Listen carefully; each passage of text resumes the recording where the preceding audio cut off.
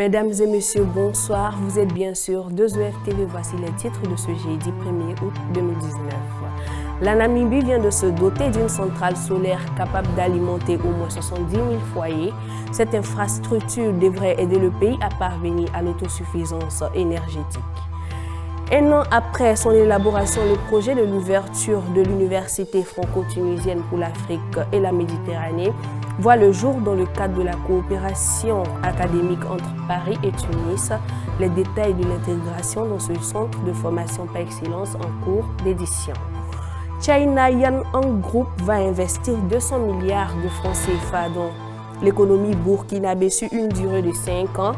Cette annonce a été faite par le PDG du groupe Li Yubao à la suite d'une audience avec le chef d'État burkinabé le 29 juillet dernier.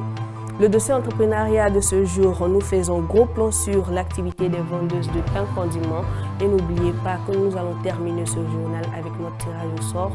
Tombola, c'est le paie de monnaie. Merci encore de nous suivre sur 2EF TV. On démarre le journal avec ces images de l'ouverture de la 8e édition du Salon de l'orientation en Côte d'Ivoire. L'événement s'est déroulé ce jeudi 1er août au lycée classique d'Abidjan avec la participation de milliers d'étudiants venus s'enquérir des offres des établissements supérieurs. Le point complet dans notre édition de demain, vendredi. Direction Dakar au Sénégal, où le ministre sénégalais de l'enseignement supérieur, de la recherche et de l'innovation, Cheikh Anne, a reçu ce vendredi 26 juillet le président de l'organisation internationale Africa America Institute, Kofi Apateng.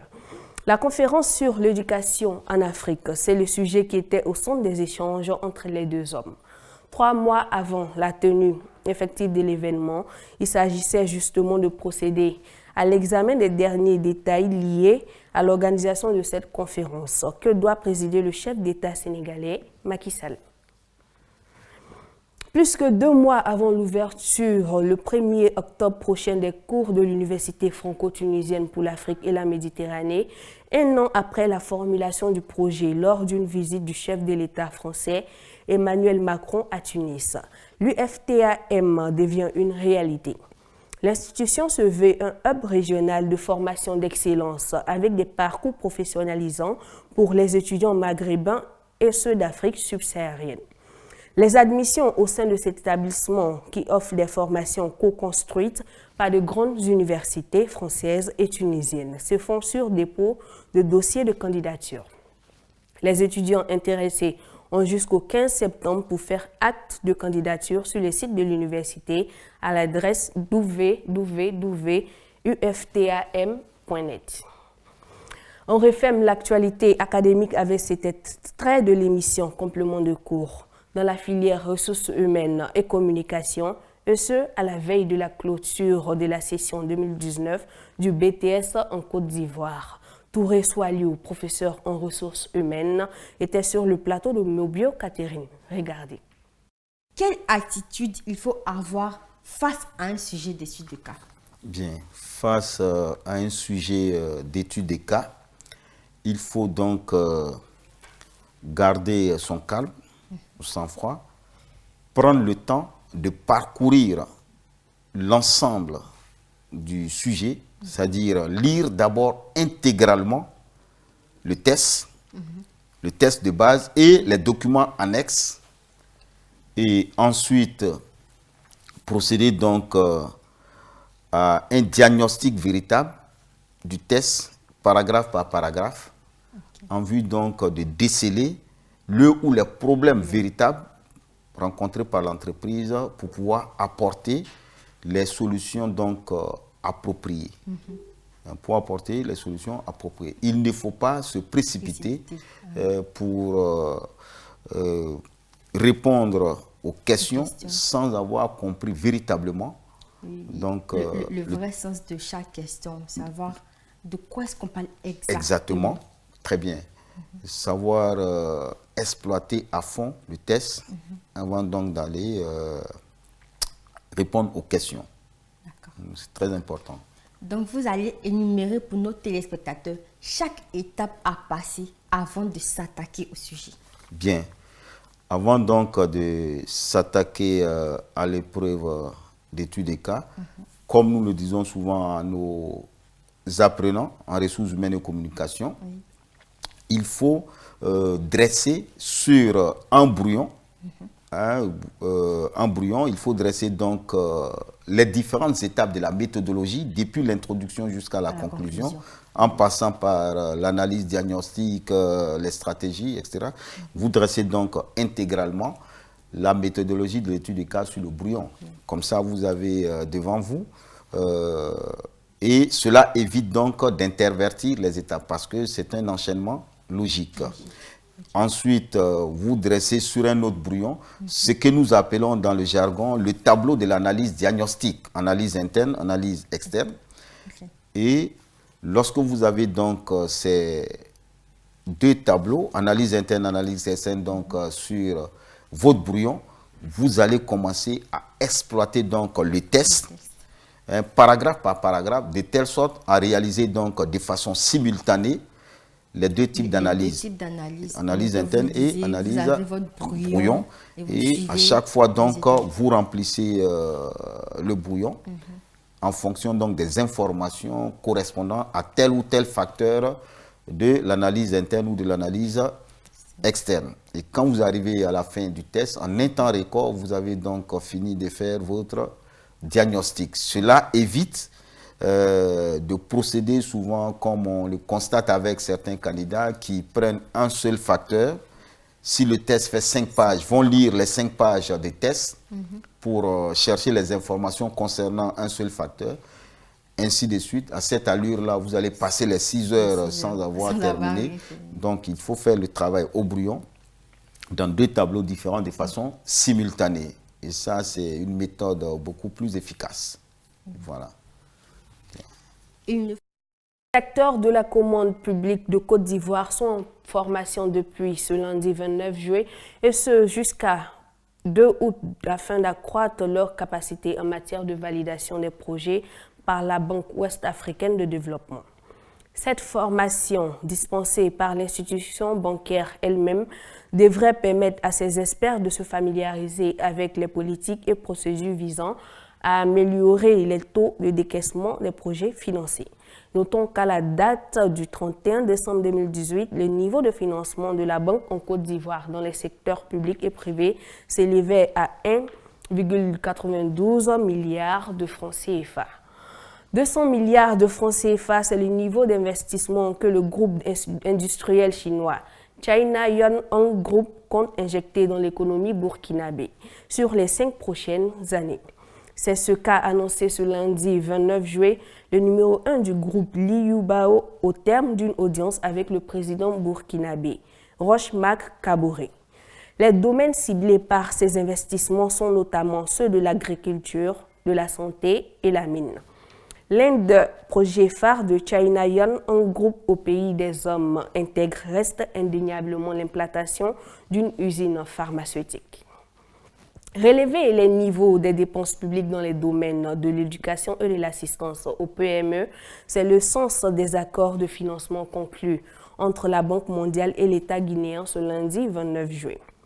Le premier accord d'une valeur de 50 millions de dollars devrait permettre de faciliter l'accès à l'éducation, alors que le second, estimé à 30 millions, sera affecté au renforcement des capacités des PME. Ces accords ont été signés dans le cadre du PNDS, le Plan national de développement économique et social 2016-2020, élaboré par le gouvernement guinéen dans lequel la Banque mondiale doit investir 340 millions de dollars. Parvenir à l'autonomie énergétique, c'est le défi que s'est lancé le gouvernement namibien avec l'installation d'une nouvelle centrale solaire à Mariental dans le sud du pays. Prévue pour alimenter au moins 70 000 foyers sur une durée de 25 ans, cette infrastructure qui a coûté 70 millions de dollars permettra donc de réduire les niveaux d'importation de l'électricité dans ce pays de 2,5 millions d'habitants qui reste encore essentiellement dépendant de ses pays voisins. Et ce rapport encourageant aussi les investissements dans les fintech africaines. Selon un rapport de la GSM Association, les investissements dans les fintech africaines ont quadruplé en 2018 pour atteindre 357 millions de dollars. l'Afrique subsaharienne se présente comme un marché de plus promoteur pour le secteur ces 12 dernières années, avec une croissance remarquable du nombre d'entreprises qui est passé de 301 en 2017 à 491 en 2018. Qu'est-ce qu'une banque centrale et quel est son rôle?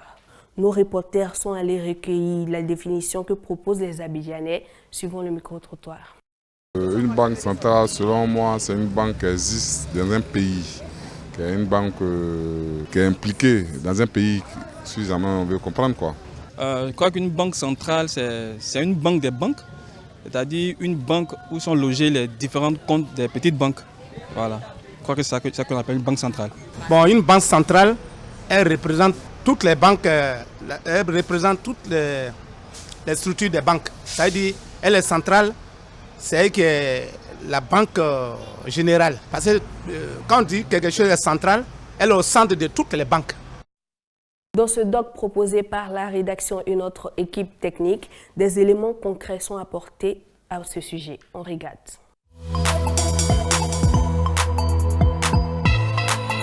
La Banque centrale d'un ou de plusieurs pays est une institution chargée par l'État ou un ensemble d'États, dans le cas d'une zone monétaire comme la zone euro, de décider d'appliquer la politique monétaire. Elle joue tout ou partie des trois rôles suivants. Assurer l'émission de la monnaie fiduciaire et contribuer ainsi à fixer les taux d'intérêt, superviser le fonctionnement des marchés financiers, assurer le respect des réglementations du risque, ratio de solvabilité des institutions financières, en particulier des banques de dépôt, jouer le rôle de prêteur en dernier ressort en cas de crise systémique. Les banques centrales n'ont pas de rôle strictement identique ou la même organisation dans tous les pays. Elles peuvent notamment partager leur pouvoir avec d'autres institutions. Cette institution peut être indépendante du pouvoir politique, totalement comme l'est la Banque centrale européenne, BCE, ou partiellement comme la Réserve fédérale des États-Unis, la Fed, où coexiste un conseil fédéral des gouverneurs, the Federal Board of Governors, et un réseau de banques à capitaux privés, les 12 banques fédérales. Les objectifs de politique monétaire des banques centrales sont fixés par leur statut. Ces statuts varient et fixent des objectifs qui peuvent inclure, en plus de la stabilité des prix, d'autres objectifs comme la réduction du chômage. La Banque centrale européenne a ainsi pour objectif principal de maintenir la stabilité des prix, tandis que la Réserve fédérale des États-Unis a trois objectifs.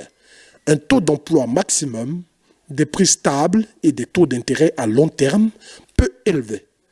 Ainsi, la Fed doit prioritairement, par ses statuts, chercher à influencer le chômage tout en maintenant des prix stables, tandis que la Banque centrale européenne a pour objectif fondamental la seule stabilité des prix. Les banques centrales peuvent chercher à atteindre l'objectif de relative stabilité des prix au moyen de plusieurs instruments qui leur permettent de faire varier la masse monétaire en circulation dans le pays et le coût des crédits accordés aux particuliers et entreprises. Le principal instrument est la fixation des taux directeurs. Ces taux déterminent le coût pour les banques commerciales à se refinancer auprès de la Banque centrale.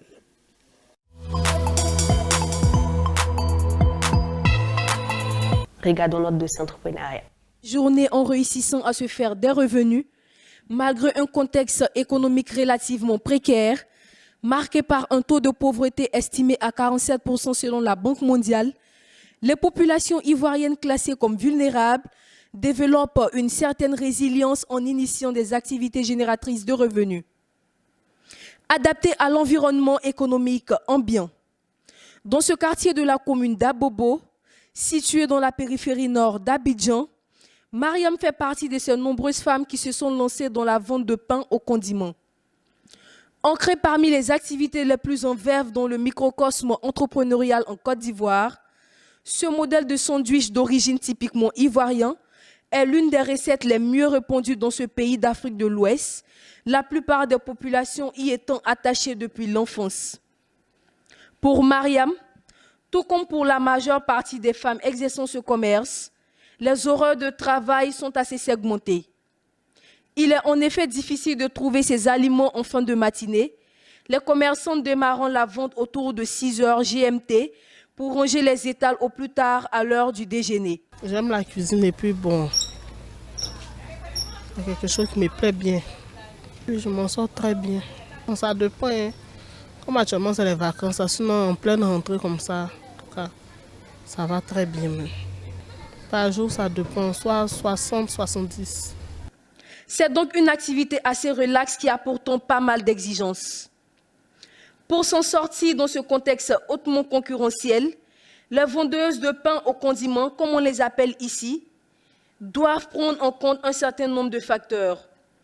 Entre autres facteurs, la situation géographique du commerce, la dextérité culinaire, le rapport prix-quantité et l'accueil des clients. C'est surtout le problème de monnaie, il n'y a jamais de jetons. La monnaie là qui nous fatigue. Dans le vécu quotidien, la vente de pain aux condiments permet de régler pas mal de besoins. Mais il faut faire preuve de beaucoup de perspicacité pour en faire une source d'autonomisation. Bon, par jour, moi je peux vendre au moins 20 000, 21 000. Quoique dans l'ensemble, l'activité ne garantisse pas un revenu à même de permettre à son promoteur de se réaliser sur le plan social, beaucoup de femmes arrivent à travers cette activité à contribuer aux charges familiales. En terminant dans les foyers africains. Nous l'avons annoncé au sommaire, c'est maintenant l'heure de notre jeu Tombola Selpe de monnaie.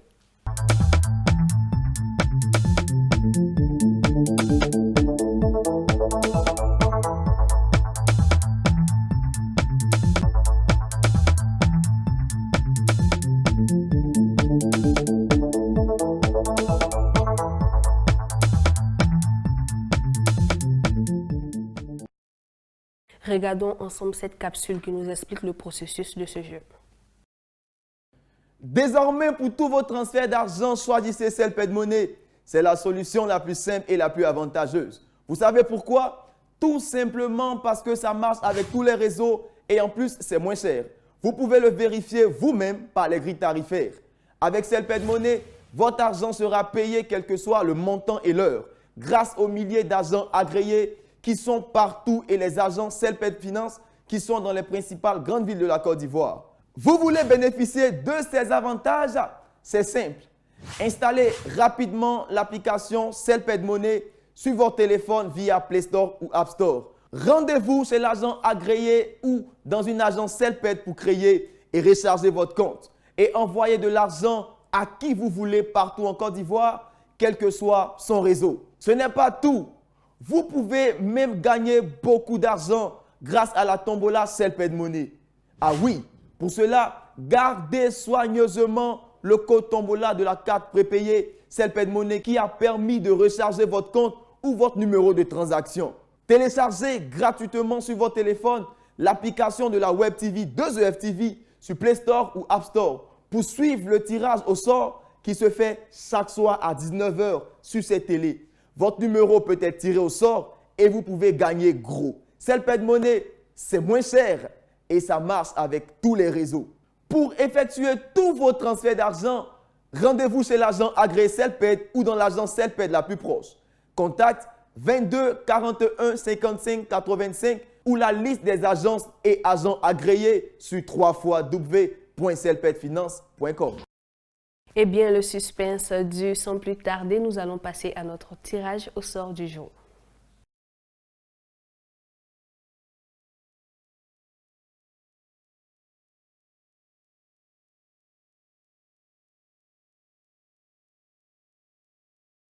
Eh bien, notre gagnant du jour s'affiche à l'écran. Alors, vous venez de voir le gagnant de la tombola Selpe de monnaie. Suivez 2EF TV, vous verrez la bande d'annonce qui vous donnera le gagnant du jour. Merci, c'était tout pour notre jeu d'aujourd'hui.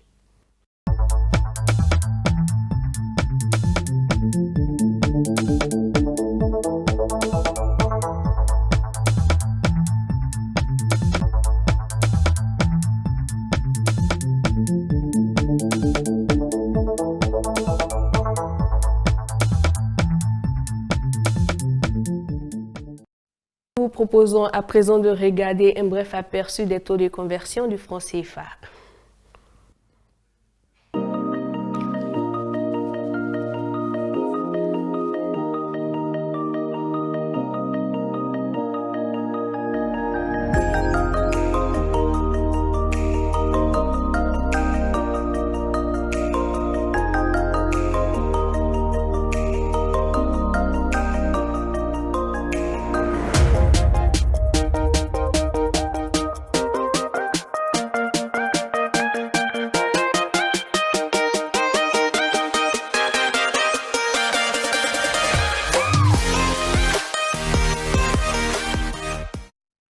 Le journal est terminé. Travaillez dur pour réaliser vos rêves. Travaillez pour ce que nous disait Voltaire, le philosophe. Le travail éloigne de nous trois grands mots, l'ennui, le vice et le besoin. Paix chez vous. Au revoir.